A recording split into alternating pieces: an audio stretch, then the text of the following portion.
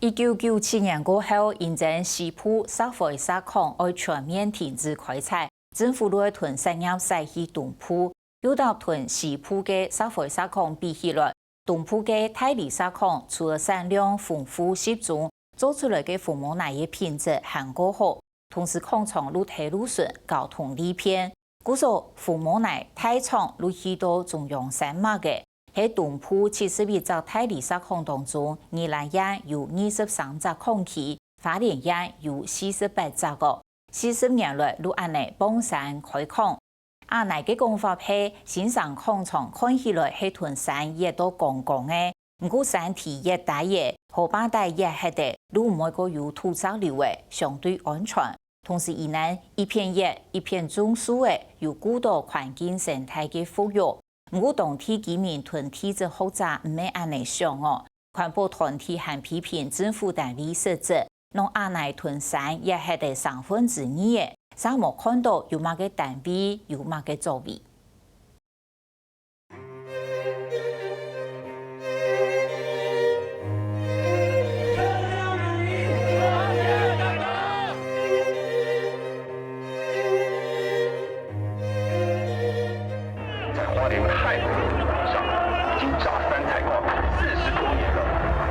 NGO 團體喺行政院頭前學阿奶幫山，聲音幫到滾，人衝到萬奶落去，連頭氣都難。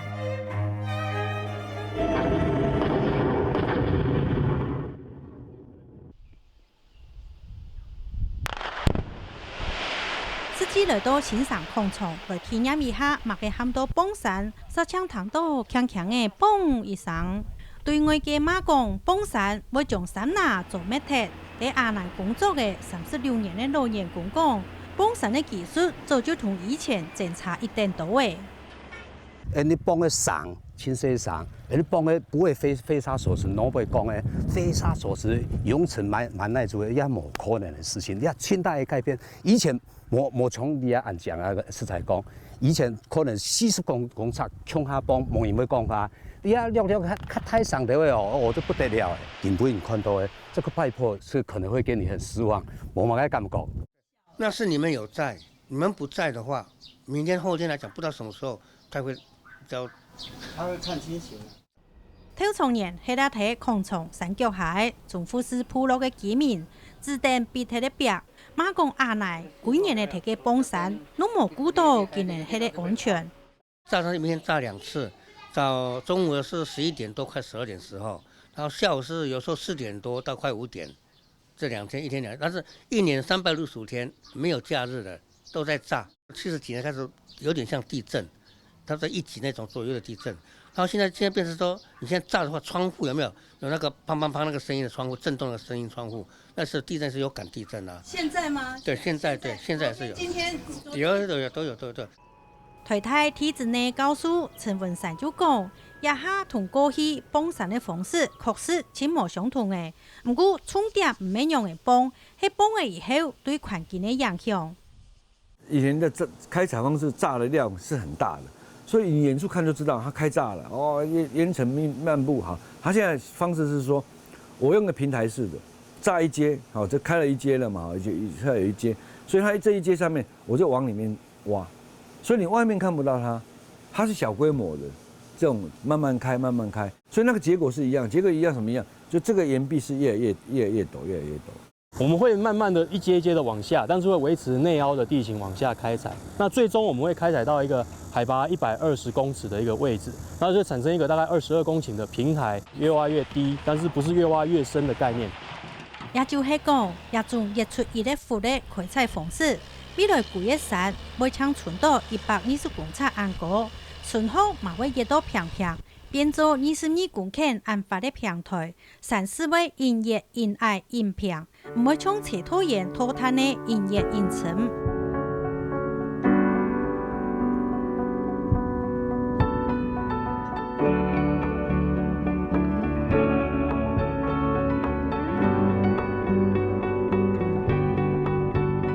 慢慢變做唔同，做得向嘅。挖深的，他曉不曉得挖深的好壞？挖深實際上讓水位除得更多，不流下去。那么使得将来这个是变成了一个很好的一个湖啊等等，那养鱼等等更好。阿奶讲对东方热降下一吨一吨的落叶，出铁山呢看起来无乜嘅太改变，还那有水土保持下个流水的功能，为因热因爱因安全。这个感觉哈，大概用尝试，这个也不要什么知识了。我们这一个山被人挖成这样子，那早晚会我们觉得啦，一个薄山，而且一个薄片一个，对，它是挖个洞下去，生一面墙而已。这个挖得更深这句话，我还是要稍微说明一下。露天开采的矿这样子的开采方式，只要你没有去破坏到坡地的安全、坡地的保护，光从它的深度上挖，这个是一个非常正确的工法，在工程上面是一个好的方法，因为它从上面挖下去以后，挖过的地方它就可以开始做整复，所以挖得更深，这个是可以技术上是可以克服。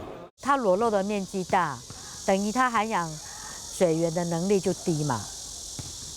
万一有一天暴雨，对涵养水源的能力，因为它是平的，它都是矿石，万一碰到像这种，我们现在都是暴雨，雨量集中，这样如果一天下上1000、2000公里的雨量的时候，或者是累积雨量，到达2000、3000的时候，它会不会造成土石流？如果崩的时候呢，他们肯担当吗？他们可以担当吗？国家可以担当吗？就讲啊讲，也係天時也唔正常，規個山呢乃唔過，伊係落到太麻麻嘅。陳文山教授就講，山真嘅要變下來呢，危險嘅唔係熱體嘅部分，係規個山嘅山腳本然熱嗆嗆以後，後部嘅山壁冇嘅好長嘅所在，還那會變。這個將來就完工不見會不見呢？你現在看到是那個，它將來是又要把它削掉，這個岩壁是越來越陡，越來越陡。以前是整個一階降下來，它現在當然是一階，只是在裡面開挖。但是我現在講，這個跟旁邊那個山的那個岩壁會越來越陡。它現在如果20年再削掉200公尺，那個岩壁就多200公尺的岩壁在那邊。對安尼講法，阿奶知道一定嚴望。佢講大家攏將重點看下睇，亦都輕輕嘅20公頃立下去嘅所在，三冇注意到，礦從按多年來請用心嘅睇種樹嘅。在礦商看到的，或者是齊柏林先生看到的，其實就是那22公頃，是，對不對？齊柏林先生拍的也是那22公頃，但是他沒有拍你那58.5公頃的富裕面積。一般人不會去注意到，但是它的確是存在那邊。除了看那個光禿禿的，你們要去找個天坑之外，你可能還要看得越遠，看得越高。我們去資深綠化，經過1年、5年、10年，我們用人工爬上去階梯去做植被調查。比如說第1年，它就是矮矮的，樹已經很高了。第5年，我們看到樹冠就已經連在一起了。土壤層是可以讓你有植批的。長那個，你現在開挖以後就是石頭露出來了嘛，所以沒有土壤，所以那個不可能長樹的啦。它上面在那個弄一階一階嘛，一階上面就弄一個土壤，讓它種一些植批嘛，那個都是暫時性，讓你說眼看起來哈綠綠的。對富裕，阿奶親有此心的講，對民國67年亦都經過了按多擺的地圖風采。山就忙是變過，也冇土石流，電到部分的空氣因為爆入到太魯閣國家公園去，無法吐熱，沙電到白鐵。民國84年，依照經建會的決議，說這個地方要採內凹式的開採，所以呢，靠近那個國家公園的那塊區塊，我們就放棄了那個一個地方的開採，也損失大概1億噸的礦量。那因為這個東西留下來之後，反而一個未開採的地方，那經過這個可能天然的一個大雨。它有可能會造成表層的一個土石的一個被沖刷的一個稍微的一個破壞。不，這個邏輯是不能對的。那如果你越挖越安全的話，那台灣很多崩塌地的話，那你就挖。為什麼我們還去富裕去種植批？你就挖就沒有了，你把那會崩塌的石頭挖掉就好了。因熱因安全，冇熱電到危險，安尼講法做阿妹大說法，一記就談唔入去。在空从山脚下离无300公尺的所在，就是中富士部落的幼稚园习会所，拢是部落的居民接送大家发通的所在，其当然嘛会先受骗。这里是属于我们被夹在2个土石流浅市区当中，然后上面就是他们所谓的天坑嘛，然后而且我们这里的地震又那么的频繁，又加上他们炸山的那个震度，我在想我们的山壁啊。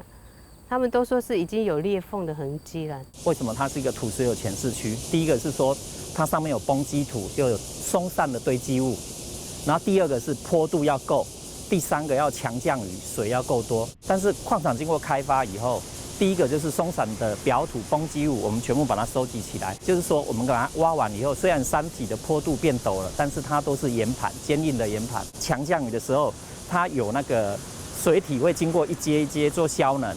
然后到第10阶的时候，我们有个大的横向排水沟，可以让这些水体全部收集进入我们的滞洪沉沙池。照阿奶的资料来看，1805年种树的面积就增加了4.5公顷，对过去种到野下已经种的58.55公頃呢，已经占了叶空面积的72%。不过山已经叶了40年。规个山已经对本丹的776公尺，也到野下存到295公尺，未来规粒山呢会将存到120公尺天。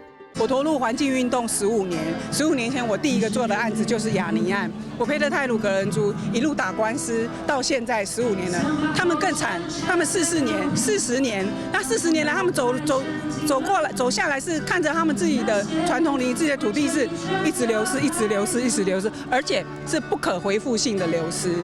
照矿业法48条，矿业用地经过使用过后，由矿业权的人应该照核定的水土保持计划来做恢复整理和个防灾的措施。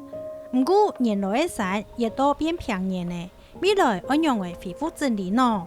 面对山恢复不归去的流失，长期在关心台湾土地问题的，接近台湾的秘书长林志玲和台马政府讲，没做到该做的事情。经济部的话，它是在图利矿业业者。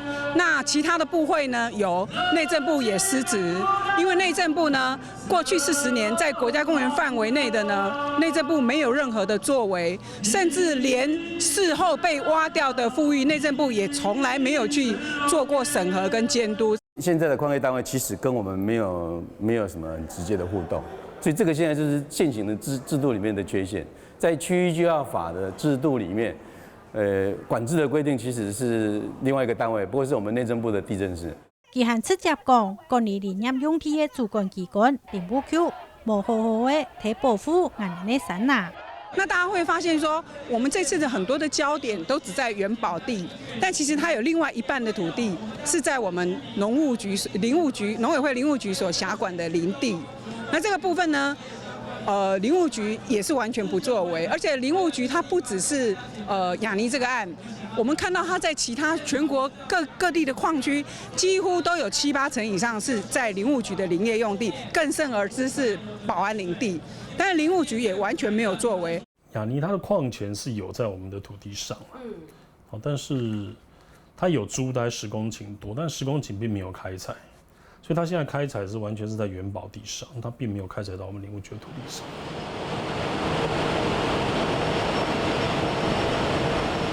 除了土地的破坏，市场父母奶嘛係過排碳量的產業。睇市場後，父母奶已經睇到嘅生產量才一直冇減少，環保團體還那少，業者將鼓動其他村錢，唔但將做咩睇太魯閣國家公園，嘛影響到花蓮規個公共環境。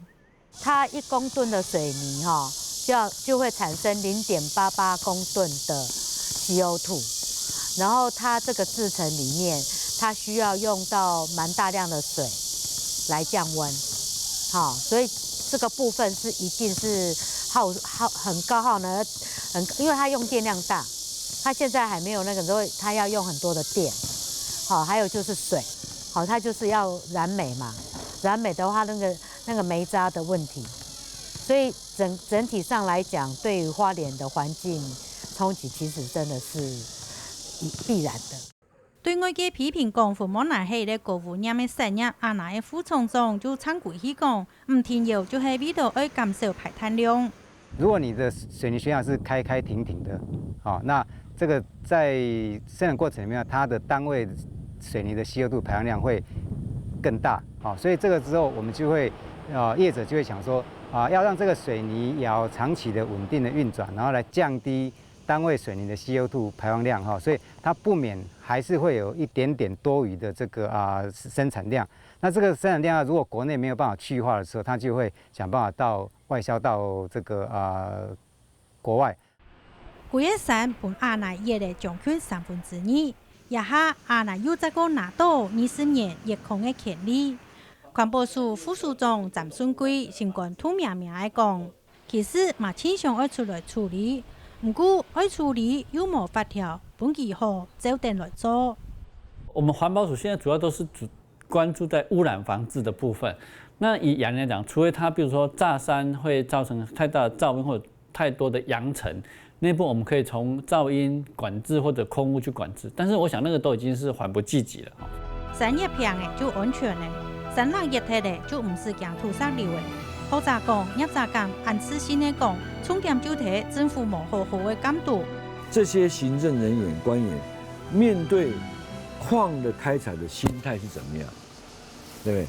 你是一個監督，也有輔導這兩個角色在裡面，但是往往監督這個角色都沒有。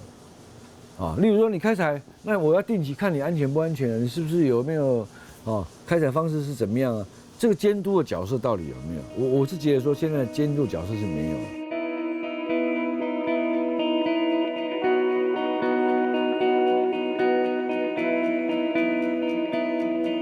台灣主管土地嘅機關一定多，不過有各做各嘅，看唔減。